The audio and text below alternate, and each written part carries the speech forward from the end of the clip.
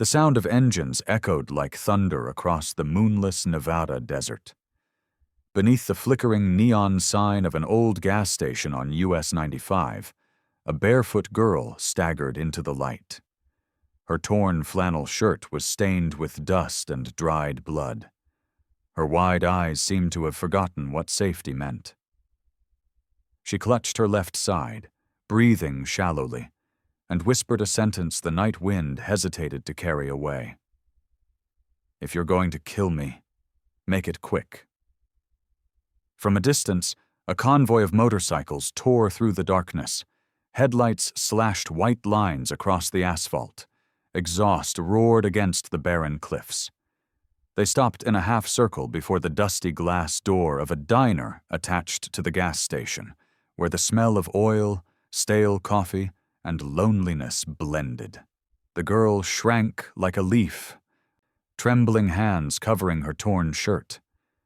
She no longer believed that anyone on a motorcycle could be good. A man stepped off a matte black Harley. His worn leather jacket bore a faint steel heart emblem on the shoulder, the mark of the Iron Heart's MC. His silver hair, dusted with desert sand, brushed his shoulders. His blue eyes were cold, but not unfeeling. They called him Jack Reeves Lawson. He reached out a hand, but stopped mid-air, as if afraid to touch an invisible wound. "You're safe now," Reeves said, his voice low and slow. But to her, the word safe felt like a language more foreign than the starless sky stretching above Tonopah. Her name was Grace Miller, a 22-year-old. Before the desert swallowed her laughter, Grace had been a baker in a small shop in the town of Pahrump, where every morning the scent of cinnamon and butter drifted through the windows. The detail everyone remembered about Grace was a moss-red fabric bracelet she had woven herself in high school. She wore it as a charm. Her hands were used to flour, to writing "Have a sweet day" in frosting on strangers' birthday cakes. 2 years ago, on a late drive home, her old car broke down in the middle of nowhere. Unmarked pickup trucks appeared from the dark. The men called themselves the Black Vultures. They took everything from her. They didn't just tie her hands. They branded her identity with a red-hot iron, forcing her to become their property. Since that night, Grace's time had been a chain of locked doors, shouting voices and threats like, "No one will ever accept you again." Sometimes Grace thought of her mother, the one who had taught her to bake almond cookies, so the kitchen would always be as warm as your heart. Thinking of that warmth made her eyes sting.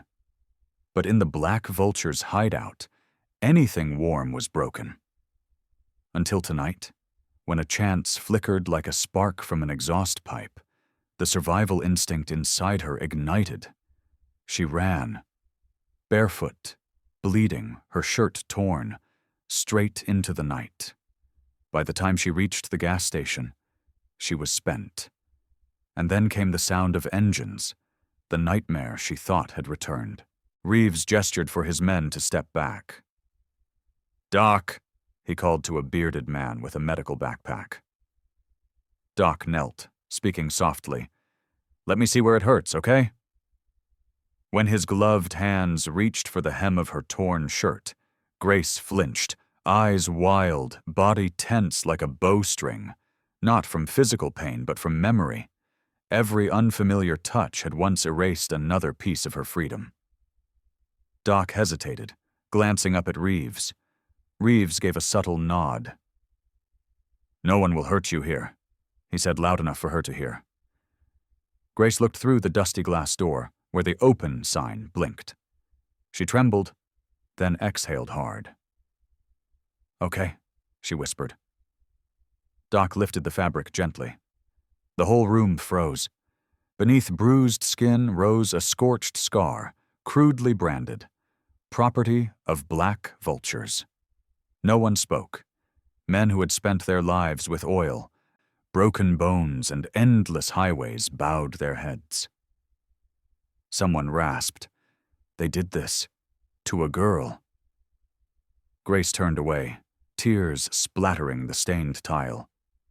They said, even if I escaped, no one would ever want someone branded like me. Her words didn't just cut through the air. They sliced into the silence those men tried to keep steady. At the counter, the diner owner set down a tray of coffee, eyes filled with pity and anger. A trucker pulled his cap low, avoiding the scar. Someone reached for his phone, but Reeves's small shake of the head made the arm drop. Grace sat curled up, heart pounding to dizziness. She could hear her own breath count, the spoon tapping against a cup like a clock, and one question looping in her mind. Am I still worth saving? Reeves heard it. You're not something to be owned or judged, he said quietly. You're a person. Reeves stood tall, removed his gloves, and placed them on the table. His voice was flat as the highway. No one does that to a woman, and just rides off free. Inside, the Ironheart's MC tightened their circle, not to intimidate, but to protect. They brought hot soup, water, and a clean blanket, and kept their distance far enough for respect to breathe. Before dawn, as the sun tested its pink light on the ridge, the engines of the Ironheart's MC roared alive. Reeves had gathered enough to locate the Black Vulture's temporary base, an abandoned auto shop off an old mining road 30 miles away. No slogans, no shouting, just headlights cutting through morning fog. The metal door screeched as it was pulled open. The Black Vultures didn't wake fast enough from their drunken sleep. Leather shadows moved in. Silent. Some confrontations don't need to be told in detail. The outcome was simple. Sow fear, reap shame. When the first blade of sunlight crossed the edge of the quarry, the engines rumbled again. Ironhearts left the same way they came. No glory, no banners. Grace woke to the smell of coffee. A clean blanket covered her shoulders. Warmth, safe and real. Reeves sat across from her, holding a mug, calm-eyed. Are they still there? Grace asked hoarsely. Reeves shook his head. They won't hurt anyone again. It wasn't a boast, just a brief news report. In the days that followed, the Ironhearts brought Grace to their clubhouse on the outskirts of Henderson, a small white room with a lock on the inside. For the first time in 2 years, the door obeyed her. At first, Grace spoke little. Every revving engine outside made her jolt. Doc changed her bandages daily, filling the silence with kitchen stories. The men took turns leaving trays of food by her door, each with a respectful nod. One afternoon, Grace stood before the mirror, staring at the burned scar under the yellow light. It'll never go away, she said, voice falling to the floor. Reeves leaned against the doorway, eyes meeting hers in the reflection. The scar won't disappear, he replied, but what it means is up to you. The sentence settled between them like a key. Grace closed her eyes, exhaling for the first time without flinching. By June, 1 year after her escape, Reeves took her to an old friend's tattoo studio in Las Vegas's Arts District. The aging tattooist looked at the mark. He didn't touch it right away. We'll put something over it, he said, something they tried to take from you. As the needle buzzed, Grace counted her breaths. With every line of ink, old memories stepped back. When it was done, the mirror returned bold black letters covering the scar. I am free. Tears fell, quietly. It felt as if someone had given her name back. On the way home, the Vegas night wind carried desert dust, and for the first time, Grace smiled without feeling guilty for surviving. The story didn't end there. News spread through invisible lines among women. Calls began reaching the phone in the clubhouse kitchen, voices trembling, angry, or barely breathing. Grace didn't step back. She went to a shelter in North Las Vegas and began volunteering. cooking, washing blankets, and sitting with someone who repeated the same memory over and over again. She didn't teach anyone to be strong. She simply stayed so that weakness could be safe. The Iron Hearts took no credit. They quietly donated, fixed leaking roofs, replaced locks, and installed motion lights. On weekends, the clubhouse parking lot turned into a gathering for charity rides. Rows of bikes, chrome gleaming in the sunset. Grace stood at the cookie booth, serving almond cookies, the kind her mother taught her. Each one carried a message. Tomorrow can be warmer than today. One evening, organizers asked Grace to speak. Hundreds stood under the low hum of idling engines, sky glowing orange over the spring mountains. She held the microphone, hands trembling, voice steady. She told them how she once believed the world was full of monsters, how there were nights she wished someone would end it quickly so she wouldn't have to be afraid. Then she spoke of what she'd seen instead. Men with oil-stained hands who knew how to step back so they wouldn't hurt someone further. The crowd was silent. A few faces glistened with tears hardened by sun and wind.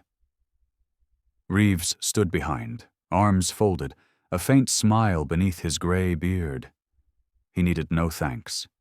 Seeing Grace stand tall, say her name without fear, that was enough. As night fell, engines lined up and rolled away, leaving trails of light along the highway. Back at the old diner, people nodded instead of staring. Neighbors brought blankets, a few necessities. A local cop stopped by to apologize and left his personal number. From these small gestures, Grace understood. The community was learning kindness again, quietly, by doing the right thing. That's how faith returns. Slow but sure. Not every scar is chosen, but its meaning always is. Kindness doesn't turn back time. It changes the way we tell our own story. In a country as vast as the sky and as harsh as the desert, sometimes the roughest hands are the safest place for a broken heart.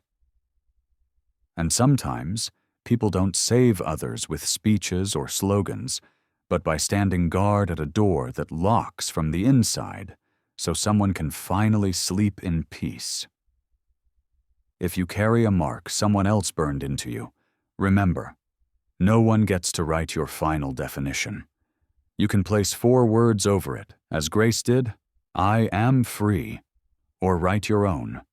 What matters is the day you look in the mirror and see yourself again. Not as what was done to you, but as who you choose to become. If this story touched you, help us spread it. Like, share, and subscribe so more people can witness stories of kindness. Where are you watching from? Nevada, Texas, or a small corner of the map? Leave a comment and a red heart for those still finding their way back to themselves. And if you know a place that needs a helping hand, tell us. Sometimes, one phone call can open a safe door.